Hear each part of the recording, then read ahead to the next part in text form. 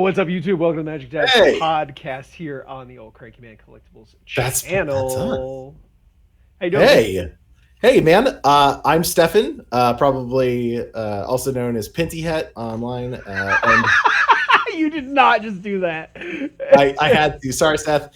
And then I just gotta say, okay. So normally I would just say, this is Rugley, Blake, my co-host, but in today's episode, he is not my co-host. Blake is my guest. Uh, Hi. so the reason that we have Blake on to guest today is I'm going to go through a couple things here. But to start it off, there was recently a tournament at First Turn Games, Cedar Rapids.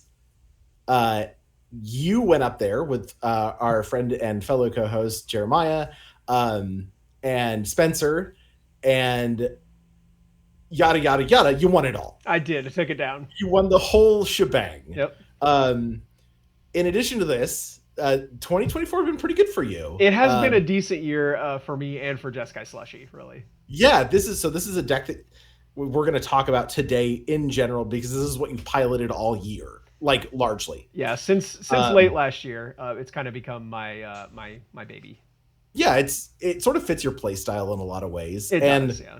To date this year, you've done a Maple Cup Finals with it. You got to Maple Cup Finals with it after squeaking your way in because somebody dropped out of the tournament. Did not earn that at all, but sure. Yeah, you're in the finals.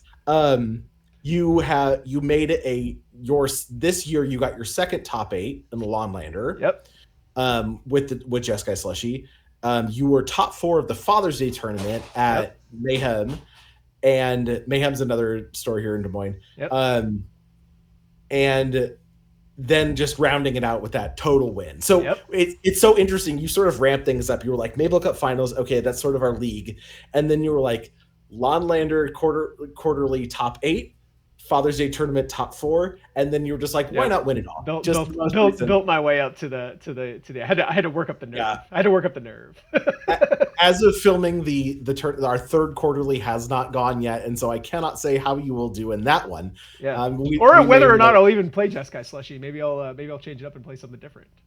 I'd be speculative of that change happening with it. Today we are talking about your sort of de facto deck, which is Jeskai Slushy. Tell us about it. What is it? So Jeskai Slushy is a control deck it's a Jeskai control deck that can win either through conventional means or through an Underworld Breach Brain Freeze combo. Right. And when you say control deck in a conventional means, we're not talking tap out control. We're talking like it's very much draw go. Yeah. Yeah. Okay. I actually brought a slideshow. So do you want to take a look at the slideshow? I would love to. That is one of the slides on there. So hang on just a second. Let me pull this up. Okay. So Jeskai Slushy, a Canadian Highlander deck. You like my collage? Yeah. Hey, hang on. Yeah, I was gonna say this is. You kind of just melanged a bunch of art here, huh? It's all the cool cards in the deck. You got Murktide Regent, Underworld Breach, Monastery Mentor, Lion's Eye Diamond, Intuition, and that is 4th Erlingus right there. Got the pony coming in hot on the front, just riding forward. Boy, okay, so what is Jeskai Slushy? Well, Jeskai Slushy is a classic draw-go control deck that can win either through conventional means or by assembling an Underworld Breach combo. You got the 3 Ds. The 3 Ds of Jeskai Slushy are Disrupt, Dig, and Decimate. We are looking for counter spells, removal, wraths, things like that to disrupt our opponents, stop them from winning the game. We're going to sculpt a hand with all kinds of cantrip style effects, and then we're going to decimate our opponent in basically whatever way is convenient for us. So you might ask yourself the question, why Jeskai Slushy and not conventional control? Well, the answer is quite simple. Ancestor Recall, which is the de facto pointed card in these decks, is 8 points. Yeah.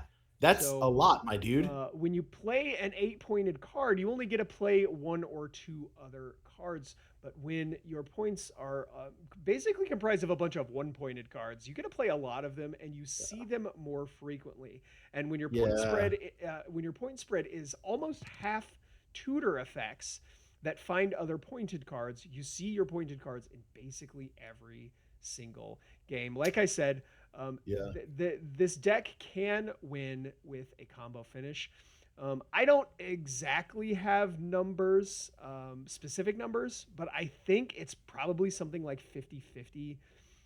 About half of the games I play, I win with an Underworld Breach Brain Freeze win. And then about the other half, I win with one of the more conventional methods, whether that's Monastery Mentor or Murktide Regent or Sure. like a Comet Stellar Pup, something like that. So Ugh, the gross. if you've played much CEDH, you're probably pretty familiar with how the Intuition Underworld Breach Brain Freeze lines win. But Yeah. they are as follows: when you cast an Intuition or a Gifts Ungiven, assuming that your opponent is F6, they don't have any points of interaction, which is kind of a magical Christmas land Well, you scenario. can do it. It's in their instance. You can cast them at the end of your Yeah, opponent's so turn. right, that's part of the advantage of it, right? So, assuming you're in Magical Christmas Land and your opponent can't Sure. interact with you whatsoever, you're going to get an Underworld Breach, a Lion's Eye Diamond, and a Savine's Reclamation. And then, as long as you have 5 mana, which you really only need 3 mana, Sure. but if at 5 mana and 6 other cards in your graveyard, you are guaranteed to go off, assuming your opponent doesn't have interaction. Yeah.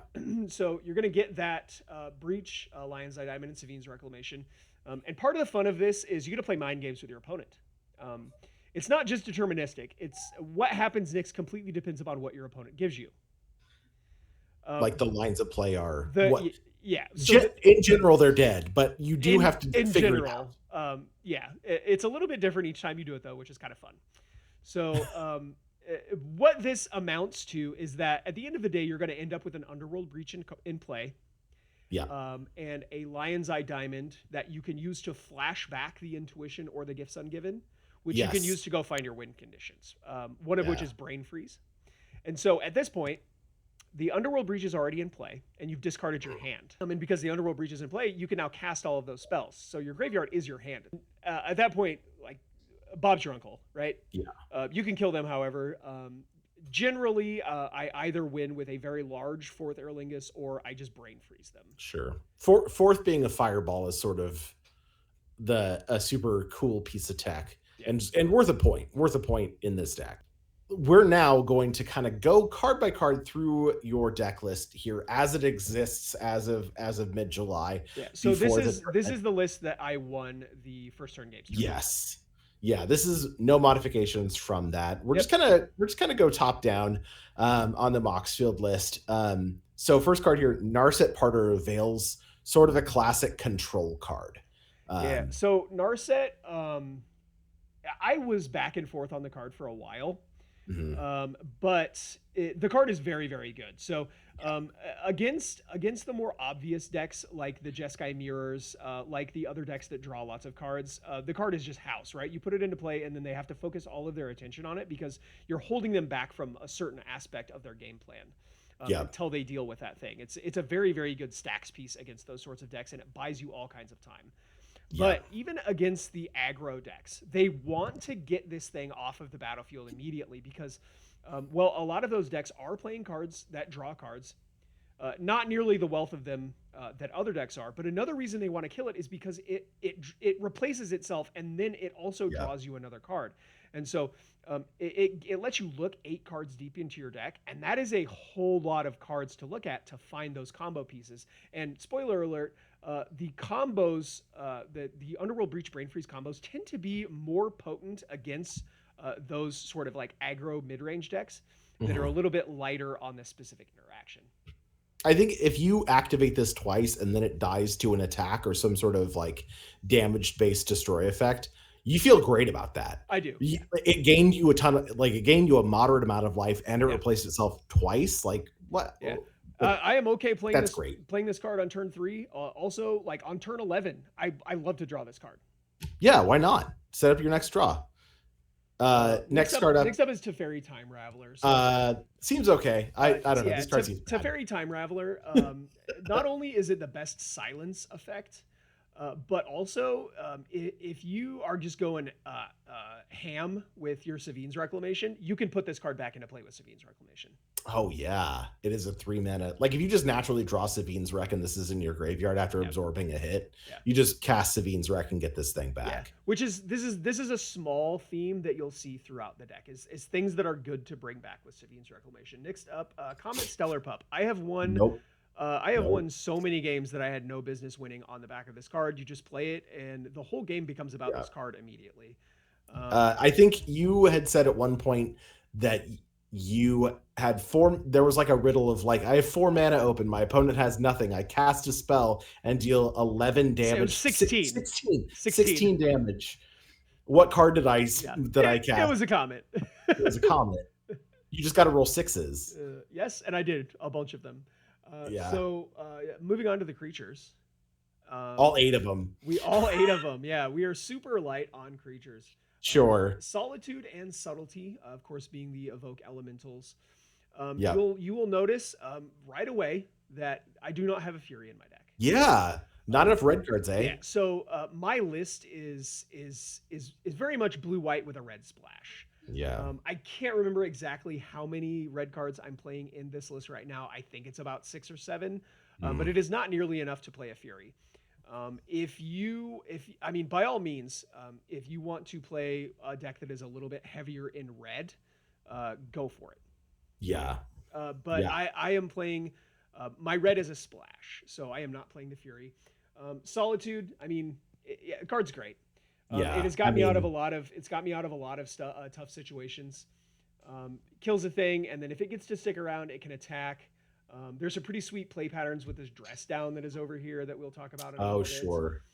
Have you ever used Solitude to hit your own creature to gain a bunch of life and not die? I have not. No. Yeah, it's just like you have another play pattern available to you. It is something that you think about, but Subtlety is another one that I don't see this card in enough decks. It's so good. Subtlety is insane. So some of the most powerful cards in this 4 mana are like these 3 and 4 mana creatures, and Subtlety is a perfect answer to them. Especially cards like Minsk and Boo, where you can tempo them for a turn, and then you have this flying attacker that's able to attack the Planeswalker. It's very, very good. I always think of like top of deck. What is it? The memory lapse effects. Yep. Are always like it's a counter spell and a thought seize at the same time, because you are pulling a card out of play, and then also they're not going to get to draw a new card next turn. Yep. Sure, it's the card that they might want to play, but they're also not getting a fresh look at anything. Yeah. So then we have Murktide Regent. Seems fine. Next to Comet, Murktide has probably won me. It's up there for most amount of games won. It's frequently an 8/8. And then when you start escaping cards, this card gets out of control very, very quickly, because every time you exile those instants and sorceries to pay for an escape cost, the Murktide gets +1/+1 counters. Yeah, it's and it just says leaves your graveyard. Yeah. So you don't even have to even if you're if you cast a Savine's Wreck with flashback, it's leaving your graveyard. Yeah. So something that I've always wanted to do that I've never actually had the chance to do is to storm off with an Underworld Breach while Murktide is in play and get the Murktide big enough to one-shot my opponent. I think you're already winning there, bud. I have never actually done that before. But it is something that I would like to do before I put this deck on the shelf. So next up is Snapcaster Mage. There are some fairer intuition piles that Snapcaster is a very, very important part of. Sure. Not only that, but Snapcaster Mage is just very, very good. It's frequently a 2-for-1. Sometimes it's a 3-for-1. It comes down, it can flashback a spell to kill a creature, block another creature in the middle of combat, or, it can come down, flashback a spell to get a creature out of the way, and then attack your opponent to take the Monarch or the initiative. Card's very, very good. I think the Bolt Snap Bolt is sort of like the quintessential control player play. Yeah. And you just get to do that here. Yep. Brazen Borrower. Card is very, very good. You and I kind of talked about this a bit. I never don't hate this card. So when you're in control mode, and again, it kind of goes back to the same thing as Snapcaster Mage. You're able to Yeah. bounce something and then play the Brazen Borrower. It's a very tempo oriented play, but if you can sneak in and steal the Monarch or the Initiative and something on top of that, it just feels Yeah. so insane. Flash is sort of pseudo haste in this way. Yeah. Where Well, like, Flash is haste for blockers. yeah. Even though Brazen Borrower can only block creatures with flying. In this way, though, it serves all those modes, like all the modes that are important. Yes. It does everything that you could want it to do. Yeah. Monastery Mentor is probably my favorite card in the deck, period. Yep. I love this card so much. It spirals out of control very quickly. It is right up there with Comet Stellar Pup and Murktide Regent as ways that I have won fair games. It's sort of it's an army in a can. Yeah, it's a fair win. I'm doing air. You can't see me, but I'm doing air quotes right now. It is a fair win that does not feel fair in any capacity when you're going off with it. Yeah. I did not get a ton of new cards for Modern Horizons 3. I think I'm only playing 3. I did get Flage Titan of Fire's Fury, and this card is bananas. I didn't actually get to mess with it a bunch in Cedar Rapids. I think I only drew it in like one game. And then maybe it was like a pile. It was part of an intuition pile in another game. But at the Father's Day tournament where I top forward, I had a game in the Swiss where I had like Flage with Caracas going. I was just casting Flage and Caracasing it back to my hand every turn. I think I killed like 12 power worth of creatures with this Flage before my opponent did something about it. It was great. Yeah, what did Jeskai decks really need? They needed their own Titan. Yeah, you don't even need green anymore. Just cut the green cards from your deck. And again, like Dress Down is doing some pretty incredible work a lot of the times when you have something like this. The card's just a house. If you saw any of the last Modern Pro Tour, it got some wins in as part of the Jeskai control deck. It's just the inevitability. Yeah, card's insane. Yeah. And it slots right into those intuition and gifts ungiven piles really well. So last creature, sorry. It's Vendilion Click. Vendilion Click is a really interesting point of interaction when you are playing a very long grindy game. So some of my longest games in recent memory have been against medium white in the hands of Travis Wilcoxon, and Vendilion Click has been one of the best cards in those games.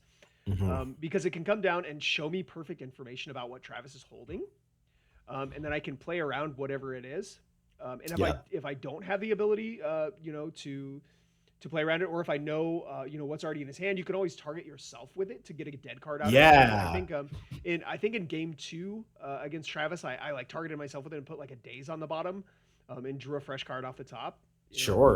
Yeah, Daze only good really at the beginning of a game. It just kind of depends upon how much mana your opponent has. Yeah, but being legendary is not nothing, right? Like being able to Caracas it back. Yeah, that's another thing is the Caracas, being able to Caracas it back to your hand, and also being able to Savine's Wreck it back into play.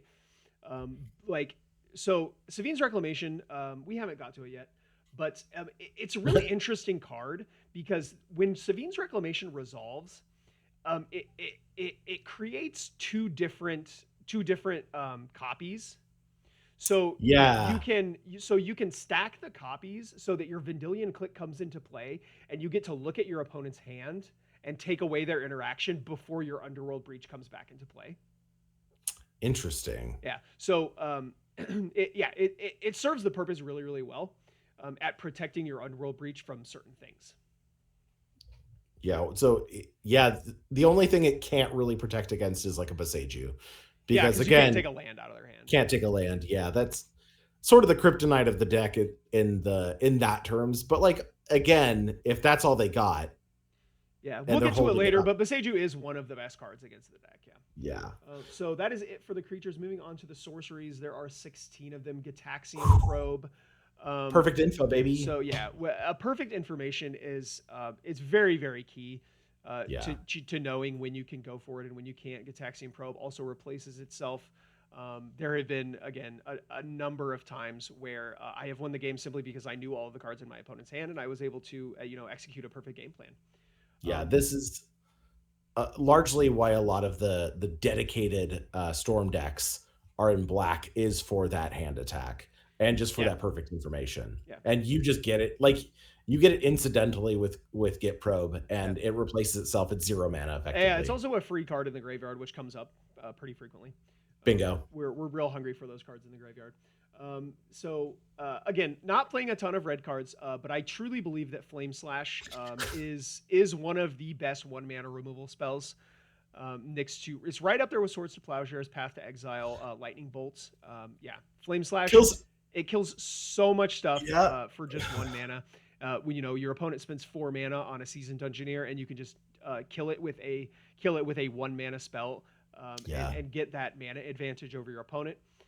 It feels very, very good. You'll see Lorien revealed right there. I have adjusted mana costs on this. Oh yeah, if yeah, you yeah. if you didn't catch that already, so Lorien revealed typically is just a island cycler, but occasionally we do cast it as an ancestral recall. Yeah, not unheard of. Yeah. If there is a cantrip that exists, it is probably if there is a cantrip that exists that costs 1 mana, it is probably in this deck. Of course, we've got Yeah. Ponder, Preordained Serum Vision, Sleight of Hand.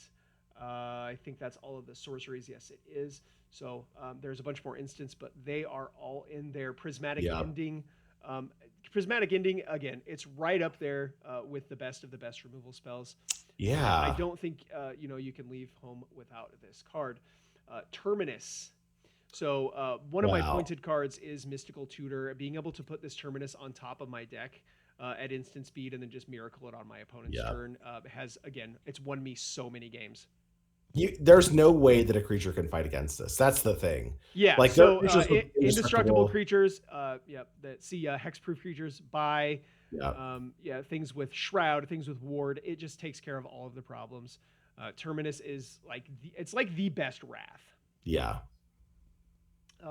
Treasure Cruise, another one of my pointed cards, because why wouldn't you want a 1-pointed ancestral recall? Yeah. Expressive Iteration. Why pay 8? Expressive Iteration is ancestral recall at home. Yep. Fourth Aerlingus is one of the primary win conditions in this deck. So Fireball, card draw. It is effectively a fireball. There have been a number of situations where, like, I have had creatures stuck under the Monarch from a Palace Jailer, and I Sure. can just play this and then attack them, take the Monarch, and get my creatures back, and suddenly I have an insurmountable board.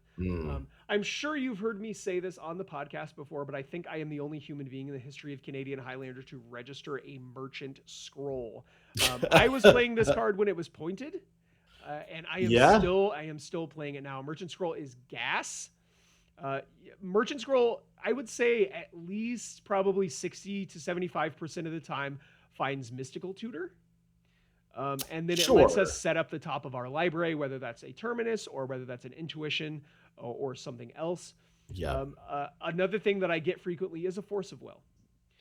So if I have something in play that I need to protect and I top deck that Merchant Scroll, it just turns into a Force of Will in my hand, and then I have perfect protection. Assuming that I have a blue card, I have perfect protection for whatever it is that I have in play. Obviously, like you have enough counter magic to kind of pick and choose what you're doing with that. Yeah. Like Force of Will's the free one, but like maybe they're going to try to unload something big. You get your mana drain. Yeah. Yeah. So another thing that came up during the Cedar Rapids first turn tournament was I Merchant Scrolled for a Sink into Stupor so that I could make my land drop. Hang on, I have to look in the Sink. Yeah, so Sink in the Stupor is the MDFC. Is the MDFC from Modern Horizons 3. You can, good lord, you can just. I Merchant Scrolled for Sink into Stupor so that I could make my land drop because I was short on lands that game and I needed that land drop. So and it was very, very good. Listen, man, we've all demonic tutored for a land. Oh yeah, I was effectively a Farseek. So yeah. Another addition from Modern Horizons 3 is Wrath of the Skies. This card, I have only drawn it once so far, but it won me that tournament. Yeah, this one is because of its modularity. So go ahead. So good, like being able to choose how much you're putting into it. And because you don't really have any other energy cards, you are putting into it what you need it for at that moment. It also destroys, what is it? It's a Pernicious Deed. Yes, it is a Pernicious Deed. So something about this card, in that is that this is self-sustaining. It Mhm. does use energy, but it also makes energy. So Yes. I cast it, I think, for like X equals 4 Hmm. and just like 7 for 1 Travis in the finals. It was absurd. Sure. Um, so this card used to be a Get Lost. So I Interesting. cut Get Lost for this card, and the reason that I did that is because Get Lost, not treasures, the map tokens Maths. that I'm giving my opponents matter a lot. Yeah, they count as artifacts. They pump a creature. They give you Yeah, additional cards in hand. yeah, And they get two of them. and they get 2 of them. Yeah, having 2 of them, I think, is the really really big thing. Yeah. So yeah, This is a get 2-for-1 in the wrong direction. yeah, Get Lost. I mean, it's a versatile answer, and I would not knock anybody for playing it, but Yeah. it was not doing it for me. And I'm really, really pleased because if I had drawn Get Lost in that spot, the one at the Cedar Rapids tournament where I Yeah. 7 for 1 Travis, I think I probably would have lost that game. Yeah. So it would have been me that was getting lost. Wraths are good, man. Not Travis. Yeah. So Wrath of the Skies card's insane. Savine's Reclamation, we've already talked about this card Yeah. a bunch. And then another Wrath effect in Supreme Verdict, the Uncounterable Wrath. This is what the deck wants to do, right? So, If you're gonna play one, play this. yeah, if you're gonna play a Wrath, play this one. On to the instance. Yes, sir. We got a bunch of free counter spells, and a lot of them speak for themselves. So Daze, Force of Negation, Force of Will, and Mental Misstep. Yeah, one of these is the most annoying card to me, and I'll let you guess which one. Mental Misstep? That is correct. That card annoys the absolute Yeah. garbage out of me. Mental Misstep is insane. It counters some of the most busted cards that have ever been printed. Yep. And it goes in any deck. And it also, yeah, it doesn't matter. You don't need mana to cast it. And it also, not only does it counter like some of the most busted cards ever, but it also just counters like a lot of really, really good cards, just fine cards. Yeah, I don't think mental misstepping your opponent's brainstorm is just fine. Yeah, I don't know, maybe. I think it's all contextual, but like I'm not gonna say I wouldn't do it because I sure would. Yeah, if it mattered, I would do it. Recall is the big one. Yeah, 100%. Speaking of brainstorm, again, if there's a cantrip, we're playing it. Brainstorm, Sure. Consider, Mental Note, Opt. I'm sure there's more. Thought Scour. Yeah, they're all in there. Yeah, all the cantrips. The ones that fill your graveyard are just like supreme. That's what you want. Everybody's here. Lightning Bolt, of course, another red card that you just can't possibly cut. Mystical Tutor. This card is just 1 point now. Yeah, and very good. Yeah. And you said it was not worth a point, I believe, when we were going through. I did say that it was not worth a point. I think I'm probably wrong, but if they want to make it 0 points to appease that side of me, go right ahead. So we are playing another Silence in addition to the Teferi Time Raveler. It is Orum's Chant. Orum's Chant. Yeah. Not only is it a Silence, but it doubles as a fog. Yeah, that's very good. Yeah. And you borrowed mine. I did have yours for a long time. I did. Yeah. I was holding it hostage. I trusted you to do what you needed to do with it. Again, cream of the crop removal spells in Path to Exile and Swords to Plowshares. Spell Snare is a card that against certain decks, I hate that it's in my deck when I draw it at the wrong time. So there's like Gruul Monsters where their deck is it's all 1-drops. And then it's 3s and 4s drops. Their deck has like 4 2-drops in it, and the card is like always bad against them. Sometimes you get a Scavenging Ooze, though. But sometimes you get a Scavenging Ooze. But against most decks, Spell Snare is insane. Against Seeker Walk specifically, this card counters basically every card in that deck.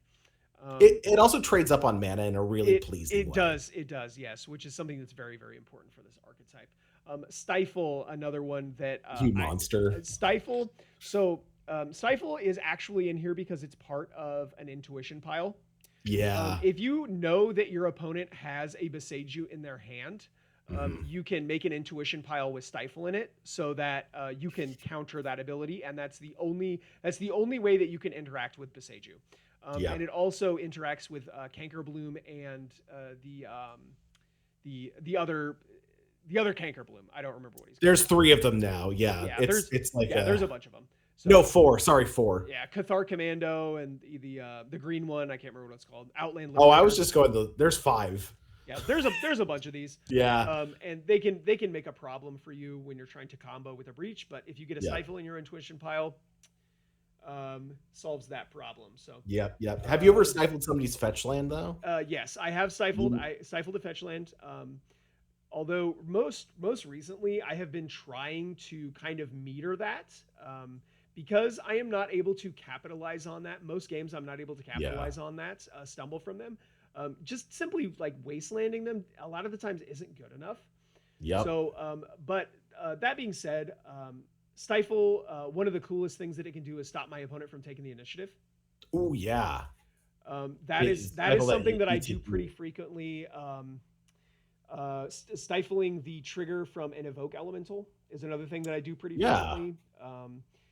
I had a game against mono black aggro where my opponent started with like grief, and I just stifled the make me discard a card trigger. So yeah, I mean they're going to take a card anyway. Might as well be a stifle. Yeah, up here in the 2 drops, of course, we got Brain Freeze. That is part of the combo finish. A bunch of 2 mana counter spells. So we got Counterspell, Dovin's Veto, Lose Focus, Mana Drain, Mana Leak, Miscalculation, Muddle the Mixture, No More Lies, Remand, Reprieve. So there are 10 of them. There are 10 2-mana counterspells. I love Miscalc, dude. Just being able to cycle it away when you don't need it. Yeah, so Miscalc is probably the weakest of all of them, but yeah, I mean, you know, I wanted another one, so Miscalculation it is. Yeah. I really like Lose Focus. Lose Focus scales really well in a long game. So you know, if you play a really long game, like a mid-range match or a control mirror, the longer the game goes, the more potent your Lose Focus is. Would you say it's like the superior Miscalc in that way? Like it is, yes. Yeah. So I'm sorry, I didn't say that. I'm going over these in order from worst to best. Oh, okay. I didn't actually plan on doing that. That's just how it happened. Yeah, so Lose Focus. And then you've got Dovin's Veto and Mana Leak are sort of tied. Dovin's Veto is kind of dead in a lot of matchups. So like again, against Gruul monsters, against mono green aggro, sometimes occasionally you get to counter like a Soul Ring or something like that, but for the most Minskin Boo. Yeah, you can counter a Minskin Boo. For the most part, they don't have a ton of things that Dovin's Veto can counter. So sure, drawing it at the wrong time or as a late game top deck, sometimes it's not great. But the sweet part about that is it pitches to both of the pitch elementals and Force of Will and Force of Negation. So it's never not doing anything. Mana Leak is a card that's always good on turn 2 and almost always bad on turn 5. So next up, we have No More Lies, which is just slightly better than Mana Leak for obvious reasons. It exiles the spell counters. And just above that, I'm going to put Muddle the Mixture. The reason for that is because Muddle the Mixture is also a uncounterable tutor. Yeah, for your intuition. That goes and finds... No, it doesn't find intuition. It can find Underworld Breach. It can find... Oh, it's 2 mana, right. Yeah, it can find Brain Freeze, or it can find Merchant Scroll. Those are the most common things that it finds. So like if you have your combo pieces already and you're just missing like Breach or Brain Freeze, it can find that. Sure. Or you can go get Merchant Scroll, which Merchant Scroll finds Intuition, which can get you into a combo. So yeah, it's sort of like it backdoors you into a lot of different things. Yeah. Yes. For some reason, I was looking at the transmute cost and I was like, transmute, you get the 3. No, it's a 2. Sure. And then above that, we have Remand and Reprieve, both very similar. Reprieve is slightly better than Remand, but these cards are effectively Time Walk. Yeah. So really late in the game, they don't quite do that. But if you play this card on turn 2, turn 3, or turn 4, a lot of the times it just feels like a Time Walk. It really sets them back on whatever their game plan was gonna be. Yep. So take your turn. Okay, you didn't do anything. I get to draw a card, and then I'm going to take my another turn. I get to play another land, and then we get to do it again. So just above that is Counterspell. I mean, this card does what it does, right? It's 2 blue mana, counters your thing. And then we recently got Mana Drain because Merchant Scroll came off of the Point Limit. Yeah. So I got to add a Mana Drain to my deck. and Mana Drain is the best 2-mana counterspell. And I almost always have something to do with that Mana Drain mana. Yeah, your deck scales on mana pretty well. Yeah, so there was a game against Travis. I think actually it was the last game of the tournament, the game 2 of the finals, where I mana drained. It was the turn before I cast a Wrath of the Sky. So I mana drained something. I don't remember if it was a 2-drop or whatever. It wasn't that big, but then I untapped, and that 2 mana from the mana drain let me play around his Mana Tithe and kill his entire board. Yep. Honestly, you don't have to get a billion mana off of this. No, you don't. It's just a free counterspell in a lot of turns. Right. Like, so you're just rebating. Yeah. So I've heard the argument that, well, I can't really do anything with the mana, so why would I? Well, okay, you don't ever have to actually do anything with the mana. It's just a second copy of counterspell. If you can't do anything with the mana, so be it. But you can. Like, there are few and far between situations. Yeah. Yeah. You can figure out something. You're a smart guy.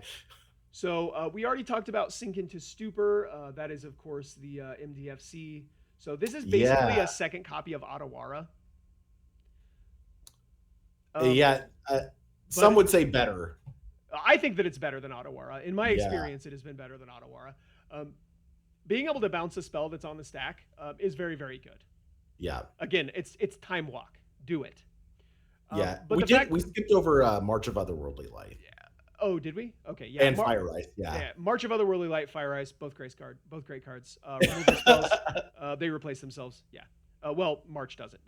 Fire Ice usually does them. So, Sink into Stupor. It's a Time Walk. It's the real deal. It's also a land if you need it to be. So that comes in untapped. Yeah. Card is you can tutor for. Yeah. With a Merchant Scroll. We have already talked about Intuition, of course, and Gifts Ungiven. And the last instant in here is Flame of Demore. So I am going to be honest. Every time I look at my deck list, I go, man, I don't think that card is very good. Yeah. And then I play a game of Magic, and I draw this card, and every single time I cast this card, I'm like, this card is nuts. If you thought Flame Slash was good, right? Boy howdy, right? What about 5 damage at instant speed? Yeah. And if you flash this back with your Snapcaster Mage, you get to kill something and draw 2. It's great. How many of your creatures are wizards? You've got your Vendilion Clique. So just 2. Snapcaster. Yeah, just 2, I think. Just Snappy and Vendilion Clique. I think that's a huge percentage of your overall creature base. Well, it's never actually come up. So I've never cast Flame of Venor with a wizard in play. Yeah. But if it happened, I would not be upset about it. So up here in the artifacts, we've already talked about Lion's Eye Diamonds. Lotus Petal. So Lotus Petal is a card that I have considered cutting a few times. And? Well, I just can't do it because of that one game where I manually comboed you with a Lotus Petal after you cut my Lion's Eye Diamond. Yeah, I exiled your LED with a... It is a lot harder to make enough mana with Lotus Petal to create a brain freeze loop. Sure. But it's possible. Yep. And having that option. Is just something that I think the deck needs. Yeah. So I have not quite pulled the trigger on cutting it, but I might. I could see it happening. It's not necessary. It's only come up that one time. That one game against you was the only time that I've ever had to manually combo Underworld Breach with Lotus Petal. But still, I just love Lotus Petal, dude.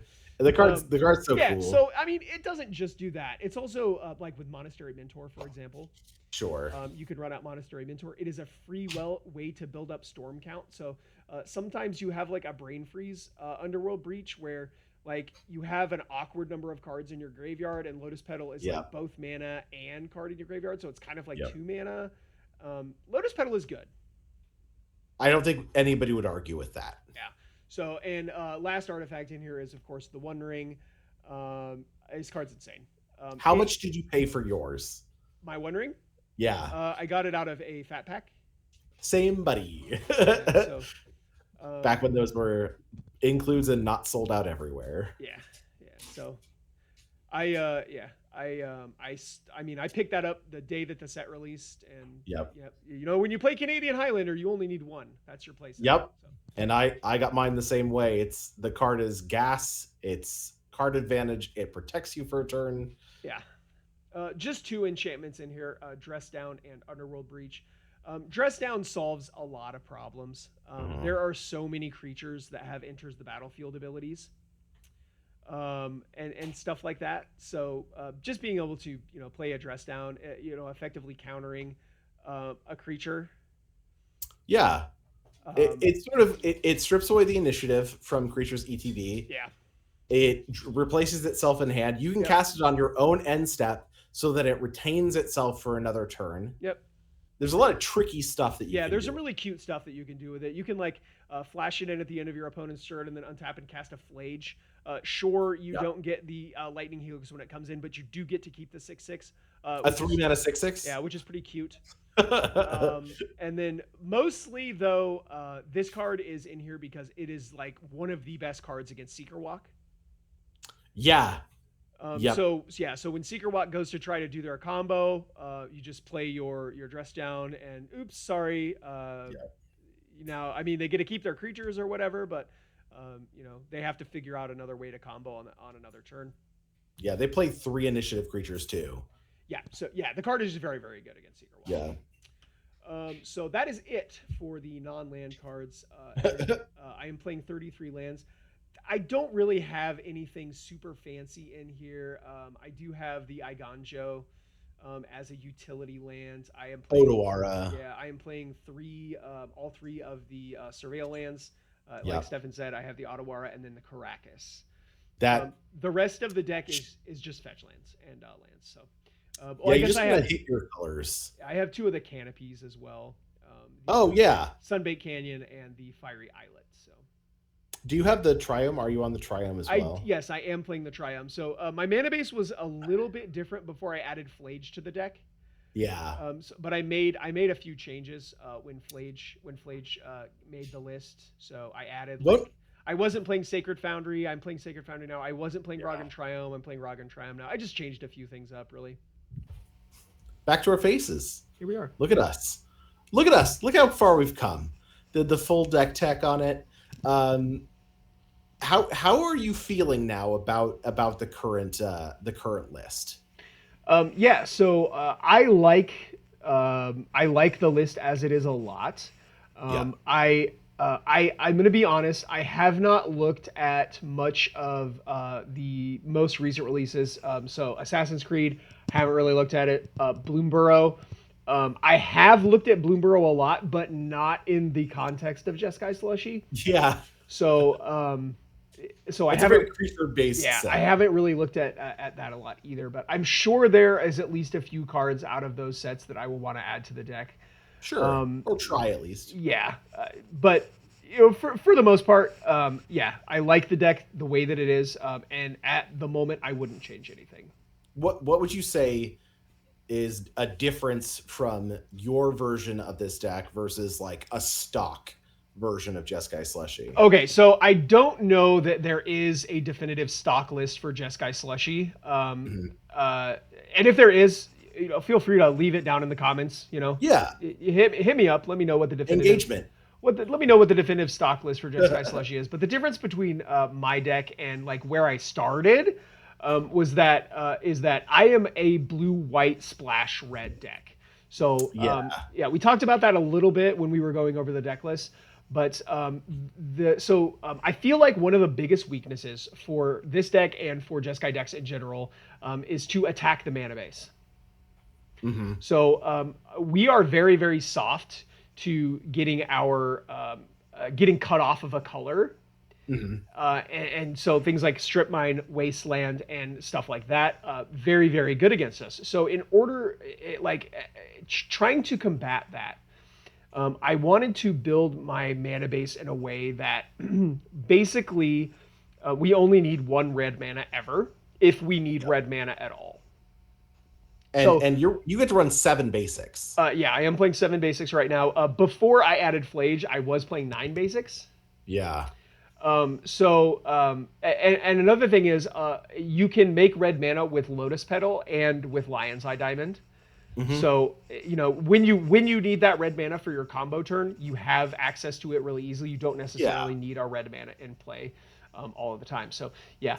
Another thing is you get to play a lot greedier double pipped cards, double white, double sure. blue, things Raise and that borrow or clique. yeah, things that you might struggle with in a three-colored mana base while trying to play around Price of Progress, while trying to play around Blood Moon, while trying to play around Wasteland. You might struggle with getting those two basics of each color to try to both cast those and play around those. But with this deck, it's not a problem. Sure. I and kind of looping back on that, where attacking the mana base used to be sort of a weakness of the older builds. What is something that you would say is a weakness of the current build that you have? So typically, I can beat the first point of interaction. So during a combo turn, if my opponent has a Beseju or one of those the creatures that sack to destroy, Solid Pride because Mage. yeah, one of those style effects, Yeah. or like an endurance or a scavenging ooze or something like that. If my opponent has one of those things, usually I can beat that. Sure. If they have two, we have a problem. We've reached an issue. So yeah, being able to kind of maneuver the game in a way so that I'm not having to, fight the game on multiple fronts. I think is like knowing when to pivot into those combo turns or when to pivot into trying to win through a more conventional way. I think is really a point where I kind of leveled up my game and started winning a lot more matches. So early on, I played the deck a lot more like it was a straight up combo deck. Mm. And was a little bit more aggressive with it. Whereas recently, I have backed off, and I have been winning a lot more games with Monastery Mentor and with Comet Yeah. Stellar Pup and things like that, and just kind of like trying to slow the game down to a point where I can kind of decide at my own leisure when I want Yeah. to win. Let the deck kind of feed you what it Yes. thinks you should do. Yeah. And you're not aggressively sculpting your hand like a dedicated storm deck with, like, you're not Well, I am putting your aggressively sculpting my hand, Sure. but I'm aggressively sculpting my hand in a way that is conducive to the game that I'm playing right now and not conducive to this one linear game plan that's in the deck. That's what I mean. Yeah. Yeah, you're not searching for a specific thing. You're searching for a point of interaction or a point of action Right. that is going to lead you into what your game plan Yes. is going to be. Yeah. I really like that. Yeah, really letting the deck kind of speak to me, tell me what it is that it wants to do. Yeah. And we kind of went over this, like, you're really good against like the aggressive decks, generally mono green, or Golgari. Yeah. So aggro, yep. or So not Golgari. Gruul. Yeah. Gruul. Yeah. Those. Go ahead. What are the bad matchups then? Okay, so yeah, the decks that are really really high on interaction, like Death and Taxes, like Blood, those two decks tend to be very very very good against me. They have a combination of disruption and aggressive creatures. Yeah. And then they combine them with really key points of interaction. Like if my opponent is able to cobble together like a discard spell plus an Orcish Bowmasters, or a Thalia Guardian of Thraben plus say a Scavenging Ooze, something like that. It gets very complicated because now the Thalia is competing with my mana. Yeah. It's taxing me in that way. And then I have the Scavenging Ooze that's putting a tax on my graveyard. So my hand is getting taxed. My graveyard is getting taxed. I have very few options at that point. Yeah. So I have to prioritize killing those threats before I can progress, towards my own game plan. And in doing that, it opens up the ability to start taking, damage from this other 2/2 that's over here. It's just a 2/2. It's not really doing anything, but it's getting in for 2 damage every turn. Yeah, pressure is pressure, man. Yeah, exactly. Yeah. So yeah, Death and Taxes and 4-color Blood, I think, are my 2 worst matchups. Yeah, but I mean, speaking on that, you did win against Death and Taxes or like a mono white Yeah, style. Travis's deck is not Death and Taxes. It does have the combination of pressure and disruption that we talked about, though. He has those sort of cards in his deck, but it does not function like that. Travis's deck is it's a lot bigger, much more medium. Yeah. I think that sort of served you well in that specific instance. It does, yes. It's much softer to 2-mana counter magic, much softer to Wraths. The interaction. It's much softer to Wraths, is what it is. Yeah, double spelling is harder for him. Yeah. Is there any other point spreads that you're considering? Like, you have one in Fourth Year Lingus, you obviously got your mystical tutors.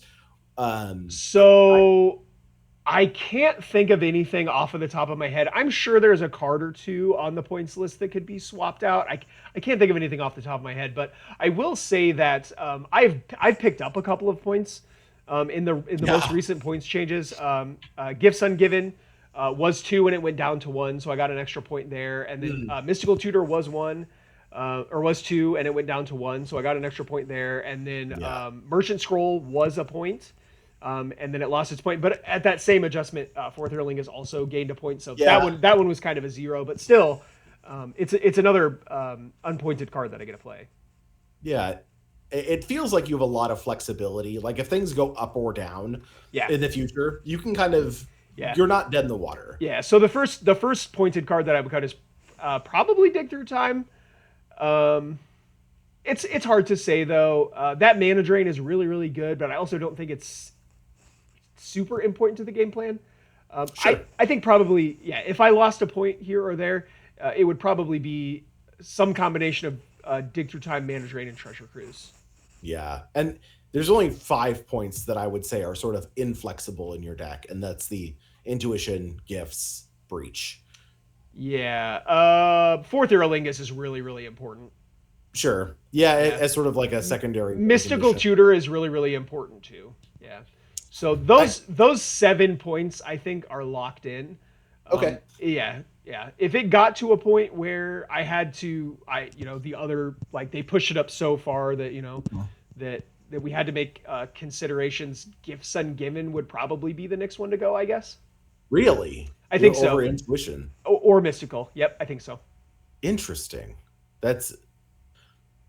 Yeah, that extra mana for Gifts Ungiven, it matters a lot. I suppose that's true. Yeah, being able to, because when you finally do get to go off, the mana is irrelevant. Like, whether or not you're casting your intuition out of your graveyard again, or you just get to use the pile that you created, you have the mana. Like, it's happening. That's really interesting. Is there anything else you wanted to cover about the deck before? No. I think we covered it all. I loved finally getting the opportunity to do this. So yeah, I just want to say that thanks for having me on the podcast. Oh yeah, let me talk about my deck. It's nice that it feels like you found something that really fits your play style. Yeah. So we made an episode of the podcast like a long time ago that was called Blake Hates Canadian Highlander Decks or something like that. It's just because, like, clickbait. I would put a bunch of effort into this archetype, and then I just it would just fall apart, and I would hate it, and I would hate everything, and so finally finding something that was just like, it just kind of clicked. Mm-hmm. It felt really rewarding after like playing the format for like 6 years or something. It took me to find a deck that I actually liked. Yeah, it sort of reminds me of just how you like to play Magic in general, which is like letting the deck decide what your next avenue is, being able to pivot if necessary in different situations, and having a way, like always having a proactive game plan that you can move towards. Yeah. And that's sort of like, if there's a deck for Blake, that's the one. Yeah. I like math. Yeah. And doing math is like, you get to do all that math of like, do I have enough cards in graveyard? Do I have enough mana in play? Mm-hmm. And then once you get to do that, you don't really have to work as hard anymore. The deck sort of, the actual storm portion of it sort of solves itself as long as there's no interaction. Yep. You're not counting, like the counting is sort of done for you. Yeah, most people scoop 5 mana, 6. Yeah, a lot of people do. 5 mana, 6 cards in the graveyard, and an intuition. That's all you need. Yep. Just draw the card and win the game. Why not? All right. I just want to thank everybody for watching today's episode, struggling through with me as your host. Sort of unusual, I know. No, you did Uh, great. You did a good job. again, I just want to remind everybody, engage with us, leave a comment, tell us what you liked about the podcast, what you would change to the list, your point spread. If there's something that you would want to do or something you want to see in a future episode. Don't forget to subscribe to the channel, turn on the bell. We'll send you some notifications whenever we upload a new video or gameplay, whatever. We also have our Patreon still going. Kick in there, send us a few bucks.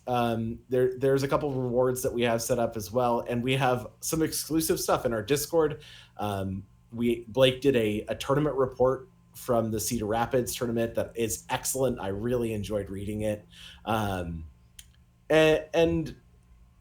check out some of our old videos. If you think that this is fun, tell your friends about it. Play Canadian Highlander. Check it out. It's a great format. Yeah, Canadian Highlander rules. It really does. All right, everybody. We'll talk to you next time, and just want to remind you that we're proud of you. Proud of you. Bye. Thanks, everybody.